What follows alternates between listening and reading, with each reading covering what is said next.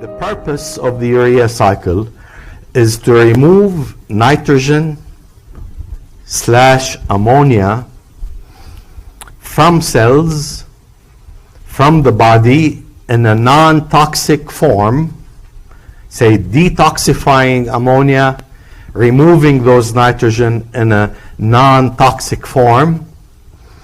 So that's what urea does, the urea cycle. It will incorporate two nitrogens in a molecule called urea. Urea is non-toxic. You may think otherwise, but urea is non-toxic. It can be transported in the bloodstream and excreted by the kidneys. Okay, that's the first important thing to think about. That really the urea cycle is about metabolizing nitrogens, about disposing of ammonia and nitrogens in a non-toxic way. Second important thing is going to be about where it occurs. Only in the liver. Urea cycle occurs only in the liver. Okay, I want you to really remember that for sure. So this is what it's doing. See what's needed for the urea cycle. Here's ammonia. Here's a CO2. Here's another source of nitrogen. So you have one nitrogen there, one nitrogen there. Here's a CO2. You end up producing really a molecule that has a carbon, an oxygen, and two nitrogens. And that carbon that's produced in the liver, that molecule that's produced in the liver is non-toxic, can be released in the bloodstream, sent to the kidneys, and can be excreted by the kidneys.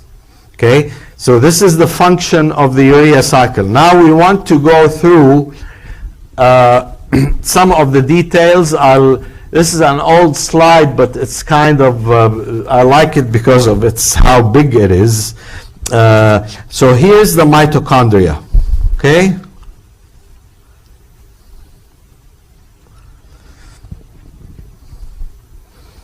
We're going to start with what I just was talking about.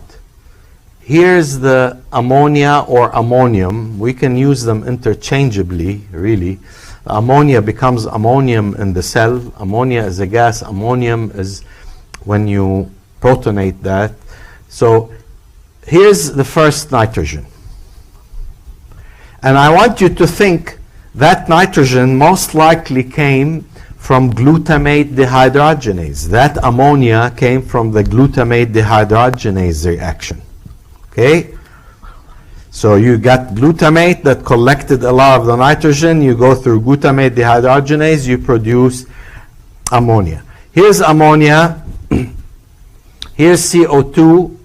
You need two ATPs. You're going to condense the CO2 and ammonia together with the ATPs to form this activated molecule called carbamoyl phosphate.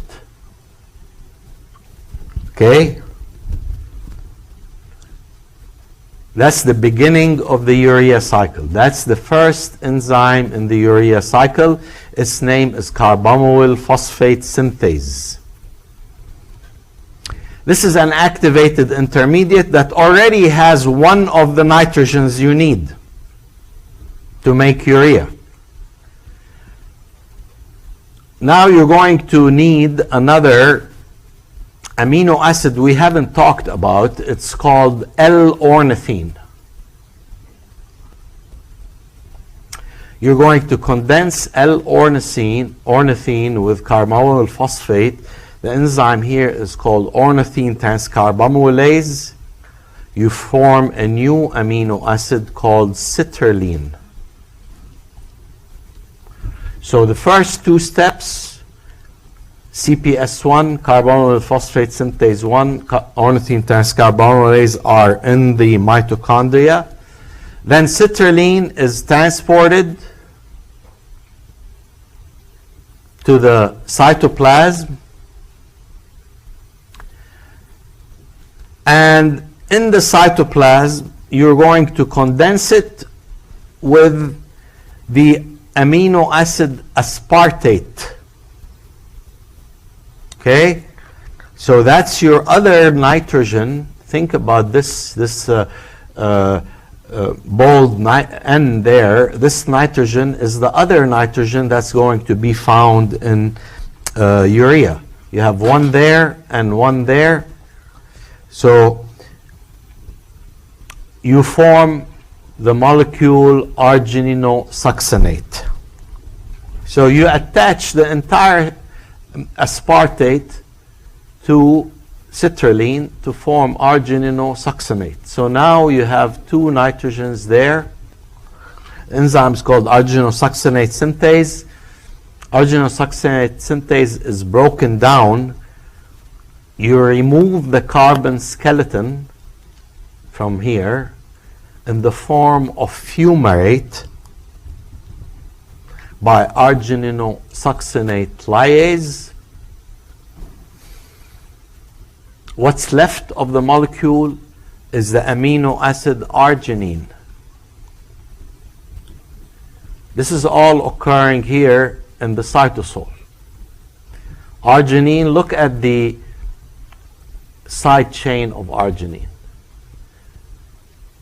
It has two nitrogen and a carbon, and that's going to be where that urea will be made, will be coming from. Now an enzyme called arginase breaks this off, producing urea, which is this molecule there, and regenerating L-ornithine. And that's why this is called a cycle. Kind of just like the TCA cycle, you have to regenerate what you started out with. So we started out with carbonyl phosphate and ornithine. Now we regenerated ornithine, bring it back in. This way, this cycle can continue. Okay? So in effect, I want you to pay, we're going to go through all of these steps in a minute in a little more detail. But I want you to remember where you start and the steps, the different enzymes. And I also want you to know the sources of the nitrogens. The first nitrogen coming in the form of ammonia, most likely from glutamate dehydrogenase reaction. Second nitrogen comes in the form of aspartate. And if you think about it, aspartate can be formed by AST, which actually is getting the nitrogen from glutamate. So in a sense, both nitrogens, the ammonia here and the nitrogen in aspartate, are both coming from glutamate. Okay, that's an important concept I'll remind you of as we go along. Okay, so here are all the enzymes that you want to know. The first enzyme is by far the most important enzyme, and it's the rate limiting step, the rate limiting enzyme. Carbonyl phosphate synthase 1 requires CO2, ammonia, and 2 ATPs to form carbonyl phosphate. Second enzyme is ornithine transcarbamylase. That condenses ornithine with carbonyl phosphate to form citrulline. Citrulline is now transported to the cytosol. In the cytosol, it condenses with aspartate. Aspartate is incorporated into citrulline to give you argininosuccinate. The enzyme is argininosuccinate synthase. Then argininosuccinate synthase. So aspartate is the second source of nitrogen. Those are the only two things that can get into the urea cycle. Either ammonia or nitrogen in the form of aspartate. No other forms of nitrogen can enter the urea cycle. Okay? Arginosuccinate is broken down to arginine by arginosuccinate lyase, releasing the carbon skeleton from here, fumarate. This is just to tell you that really the fumarate is recycled. Don't worry about all the details here, but it's recycled. It's not wasted. It's used to make malate or oxaloacetate and so on. Don't worry about the details here, but just it's recycled. Arginine formed by arginosuccinate lyase is broken down by arginase, which produces urea and ornithine, and ornithine is now transported back to the mitochondria, and the cycle can begin again with another molecule of carbamyl phosphate. Okay? So know what enzymes are in the mitochondria, what enzymes are in the cytoplasm, and the sequence. If you like this video, please subscribe. Thank you.